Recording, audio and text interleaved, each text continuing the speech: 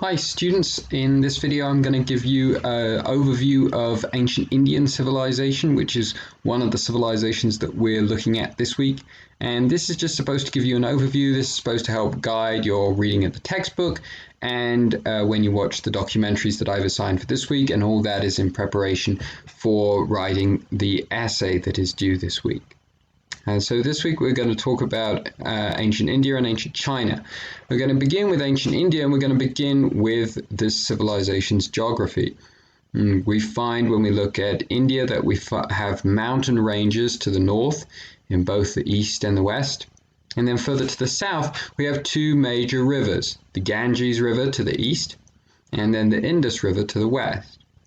Below the Indus River, which runs north to south, Ganges River, which runs from west to east in a curve. Then there's a plain further south than that that's called the Deccan.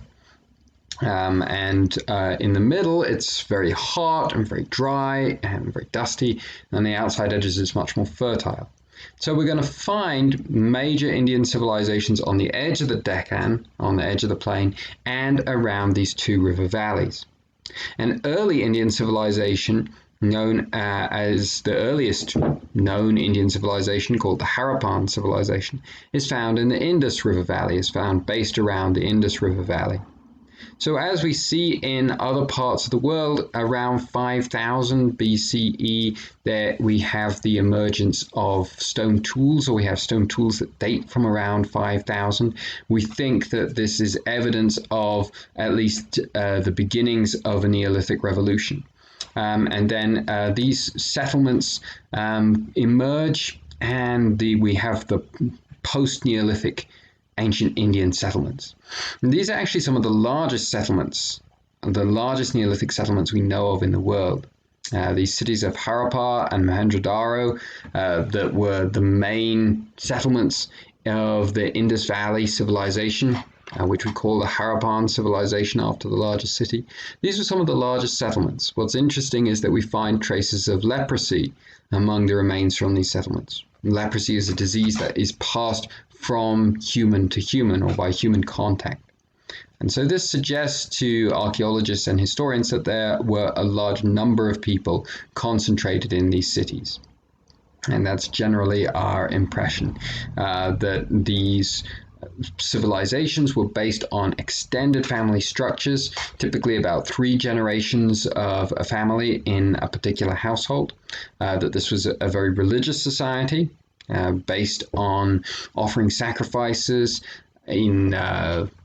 to make sure that the gods and goddesses would provide them with abundant harvests, and that it was a society that was a successful trading society. So what's another aspect of Harappan civilization that's really interesting is that we find evidence of bronze work and cotton, so textiles, from ancient India, from the Harappan civilization in Mesopotamia. So this suggests to us that actually there is trade, there's some kind of interaction between the Harappan civilization in the Indus Valley in India and ancient Mesopotamia. And it's also suggested that the Indians are one of the first civilizations to develop cotton as a textile.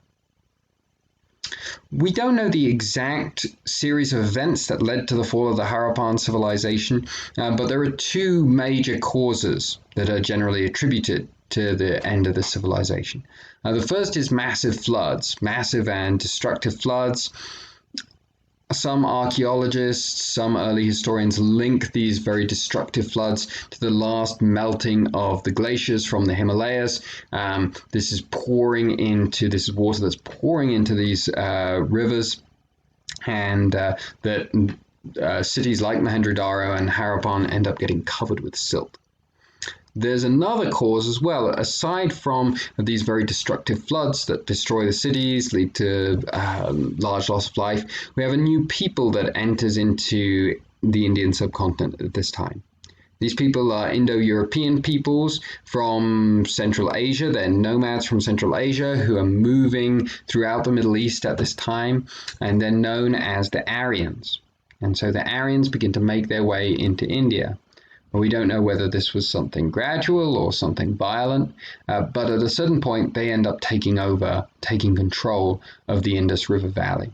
And one of the reasons that we think they were able to do this was because they brought with them from Central Asia the domestication of the horse. And this enabled them to defeat and subdue and to rule the peoples who were already living in India. And we see this in ancient Mesopotamia as well, with better sources and better evidence. So we think there's a decent likelihood that this happened in ancient India as well. What do the Aryans bring? What do the Aryans contribute to ancient India?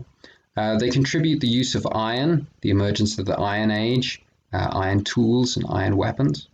They contribute the use of the first Indian script that we can read. So the Harappans had writing, but we've not been able to decipher it. But with the Aryans, they bring a script that's based on a Middle Eastern script. It's much closer to writing that we're more familiar with in the Western world, and so we've been able to decipher this. So the first written sources that can tell us about the desires and the hopes of the Aryans of ancient Indian civilization come from the Aryans. So iron, a writing script, and then also a system of castes that there were, and the documentary and the textbook go into this in more detail. It's under the Aryans that we see the establishment of a caste system in India, where someone is born into a particular class of society and they are consigned to that society for the rest of their life. And the different castes, different classes within society have their own privileges, but also their own restrictions. So it's a little bit complicated. That's something to look at in more detail in the textbook, but just to kind of give you a chronology of where this is going. The caste system comes to India, merges into Indian civilization, where it will play a very important role during the time of the Aryans. With the advent of written sources after the time of the Aryans, we can learn more about ancient Indian religious practices and how these are shaping Indian civilization. The period of the Aryans is called the Vedic Period, Vedic, and this is named after the earliest written text from ancient India that we have called the Vedas. What were the Vedas? The Vedas were a set of religious texts. They were a set of religious texts that were instructions on how to perform certain rituals. What was the goal of these rituals? The goal of the rituals was to please the gods by offering sacrifices in the proper and appropriate way so that the gods would be pleased, so that natural disasters like the flooding, that those wouldn't happen, and that the agriculture of the region would be successful and there would be lots of food. What we start to find around 700 is that there's growing disquiet among Indian civilization, that this doesn't seem to be working, despite the fact that they're following these rituals, the rituals of the Brahmins. There are still poor harvests, there are still natural disasters. And so we see the rise of a new religious movement in India called the Upanishads. And the argument of the Upanishads is that the approach of Brahmanism and of the Veda scriptures and of following these rituals in order to secure agricultural prosperity and natural peace, that this is wrong, that the real focus of religion should be on rejecting material things, that this is the way to true peace. It's not through material success, it's actually through rejecting material things. And so the Upanishads emphasize the rejection of material attachment as the way to happiness. And with the Upanishads, we see the emergence of these two ideas, these two concepts of karma and dharma. Karma, and so these are based into what will become a fundamental aspect of Indian culture, and that's the idea of reincarnation. That individual spirits, after their bodies die, will be born again into a new body. And whether or not they are in a higher caste or a lower caste and have a happier life or a sadder life in the new body, that fate is called karma. And it's based on whether, as I say, it's higher or lower, happier or sadder. That's based on whether or not they followed the duty of their caste. And the duty of their caste is called dharma. A warrior is supposed to fight in a certain way. A priest is supposed to pray in a certain way. A merchant is supposed to trade and live in a certain way.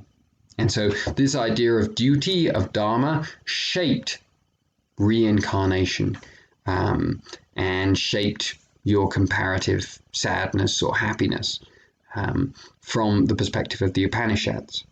And so this is the great religious change that takes place in Hinduism, in early Hinduism, that we find in ancient India. Okay. As we move through the centuries of the history of ancient India, we find that Indian civilization is interacting more and more with civilizations, ideas, and cultures that are coming out of the Middle East. In particular, the great empires of Persia, Persian Empire, and the Greeks, Alexander the Great, start to interact with the Indians, start to bring some of their ideas with them.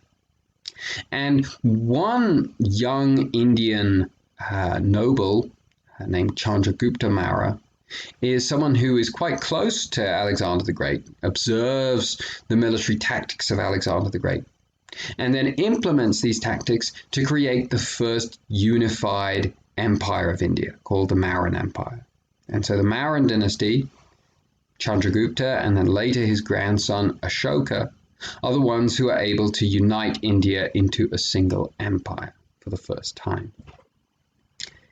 In this time of the Mauryans, we see another major religion emerge. So we've just talked about Hinduism with the Vedas and the Upanishads.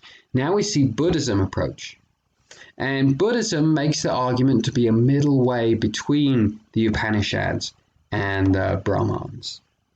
It says you shouldn't be satisfied with agricultural success and natural peace and an absence of natural disasters. That's not really what it means to be happy and to be satisfied.